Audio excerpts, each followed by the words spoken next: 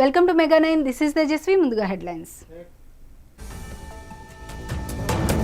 ఈ నెల 17న ఐపీఎల్ 2025 పునఃప్రారంభం. 6 వేదికల్లో జరగనున్న మిగిలిన 17 మ్యాచ్లు.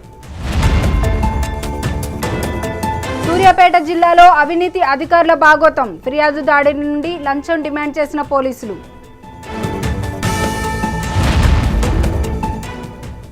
తిరుపతి జిల్లాలో జన సైనికులు ప్రత్యేక పూజలు. భారత సైన్యానికి దైవబలం కోసం పవన్ కళ్యాణ్ పిలుపు.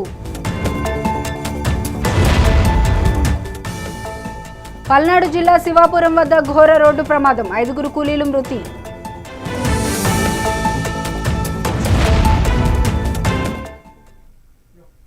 ఇక డీటెయిల్స్లోకి వెళ్తే సూర్యాపేట జిల్లాలో పోలీసు శాఖకు చెందిన 2 ఉన్నతాధికారులు అవినీతి ఆరోపణలపై అరెస్ట్ కావడం సంచలనంగా మారింది. Suryapet sub division DSP K Parthasarathi, Suryapet town police station inspector P వీరరాఘవులు ఒక ఫిర్యాదుదారు నుండి లంచం డిమాండ్ చేసినట్లు ఆరోపణలు ఎదుర్కొంటున్నారు. ఈ ఆరోపణల నేపథ్యంలో ఏసీబీ వారిని అరెస్ట్ చేసింది. ఈ ఘటన పోలీసు శాఖలో కలకలం రేపింది. అరెస్ట్ అయిన అధికారులను హైదరాబాద్లోని ఏసీబీ కోర్టులో హాజరుపరచనున్నారు. ఈ కేసు విచారణ కొనసాగుతుంది. సూర్యాపేట జిల్లాలో అవినీతి అధికారుల బాగోతం బయటపడింది. అమౌంట్ లేదు ఇందులో. ఇంతకుముందు అంటే ట్రాప్ కేసులలో అమౌంట్ కంప్లైంట్ ఇస్తే రెడ్ హ్యాండెడ్గా పట్టుకోవడం జరుగుతుంది. ఇప్పుడు పీసీ యాక్ట్ ప్రకారము డిమాండ్ చేసినా కానీ తర్వాత అటెంప్ట్ టు యాక్సెప్ట్ కూడా అఫెన్స్. అది డిమాండ్ చేశారు అంతే. రికవరీ తర్వాత డబ్బులు లేవని చెప్పే మా దగ్గరకు వచ్చాడు. 16 lakhs లేవనే కంప్లైంట్ ఇవ్వడం ద్వారా కేసు రిజిస్టర్ చేశాం. కస్టడీలో ఉన్నారు. వాళ్ళని కోర్టులో రేపు ప్రొడ్యూస్ చేస్తాం. అమౌంట్ లేదు ఇందులో. ఇంతకుముందు అంటే తిరుపతి జిల్లాలో జన సైనికులు ప్రత్యేక పూజల కోసం తిరుత్తనికి బయలుదేరారు.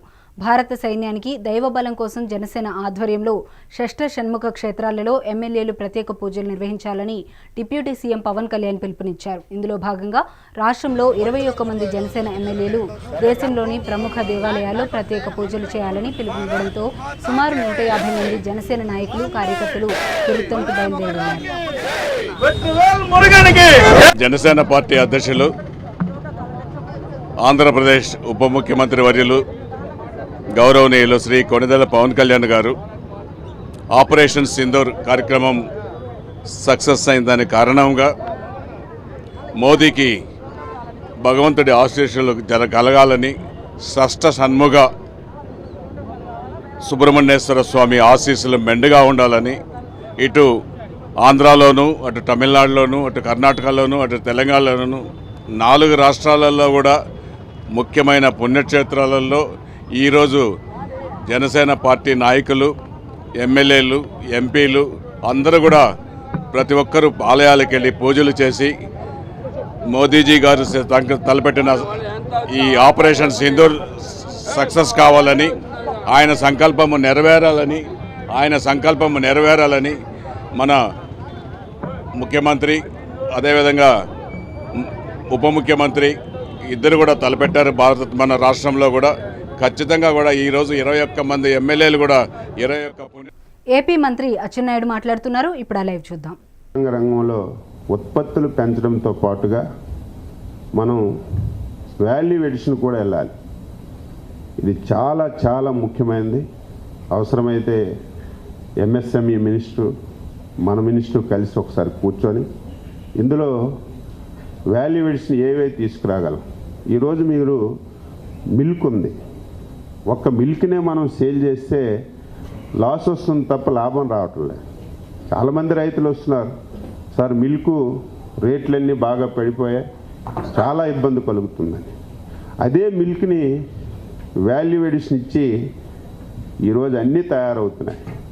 ఆ రకంగా మనం ఈ డిపార్ట్మెంట్లో ఉత్పత్తిని పెంచడంతో పాటుగా వాల్యూ ఎడిషన్ మీద కూడా ప్రత్యేకమైనటువంటి దృష్టి పెడితే ఆంధ్రప్రదేశ్ ఒక రోల్ మోడల్ అవుతుంది ఈ దేశానికి. ఈ దేశంలో ఆంధ్రప్రదేశ్ని చూసి ప్రతి ఒక్కరూ గర్వపడే విధంగా మనం తయారు చేయొచ్చు. అంత అవకాశాలు డిపార్ట్మెంట్లో ఉన్నాయి. ముఖ్యమంత్రి గారు ఒక గురుతరమైనటువంటి బాధ్యత, చాలా పెద్ద డిపార్ట్మెంట్. అగ్రికల్చర్ ఎలైడ్ అంటే ఇంతకుముందు నలుగురు మినిస్టర్ చేసేవాళ్ళు. నా మీద ఒక నమ్మకం విశ్వాసంతో దీన్ని అప్పచెప్పారు. నేను అగ్రికల్చర్ కానీ, హార్టికల్చర్ కానీ, యానిమల్ హస్బెండరీ కానీ, ఫిషరీస్ కానీ ఇవన్నీ మనకి డెవలప్ చేయడానికి అవకాశం ఉంది. తద్వారా రాష్ట్ర జిఎస్డిపిని కూడా గణనీయంగా పెంచడానికి మంచి అవకాశాలు ఉన్నాయి.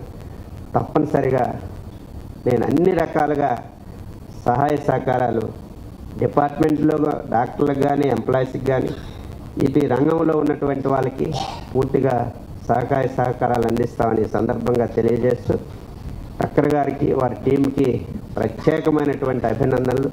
అసలు ఇటువంటి కాన్క్లేవ్స్ పెట్టకపోతే అసలు చర్చే లేకపోతే దృష్టే లేదు. దృష్టి పెట్టకపోతే దీన్ని డెవలప్ చేయడం చాలా కష్టం. చాలా సంతోషం. ఎప్పుడైతే ఫిషరీస్ మీద పెట్టారో దానిలో కదలికి వచ్చింది, ప్రతి ఒక్కరిలో ఒక ఆలోచన వచ్చింది. మళ్ళీ మేము సపరేట్గా ఒక 2 మీటింగ్లు పెట్టుకొని గవర్నమెంట్ నుంచి ఎటువంటి సహకారం కావాలని వాళ్ళ యొక్క యూనియన్స్తో మాట్లాడి సహకరించాం. రేపు యానిమల్ హస్బెండరీలో కూడా అదేవిధంగా చేస్తామని సందర్భంగా తెలియచేస్తూ ఇటువంటి మంచి కార్యక్రమాన్ని ఏర్పాటు చేసి నన్ను కూడా ఆహ్వానించినటువంటి జిఎఫ్ఎస్సి సభ్యులందరికీ హృదయపూర్వకంగా అభినందిస్తూ ఈ కార్యక్రమంలో పాల్గొన్న ప్రతి ఒక్కరికి పేరు పేరున ప్రభుత్వం తరపున అభినందనలు తెలియజేస్తూ సెలవు తీసుకుంటున్నాం. ఇవి ఇప్పటివరకు ఉన్న అప్డేట్స్. మరిన్ని అప్డేట్స్ కోసం చూస్తూనే ఉండండి మెగా 9.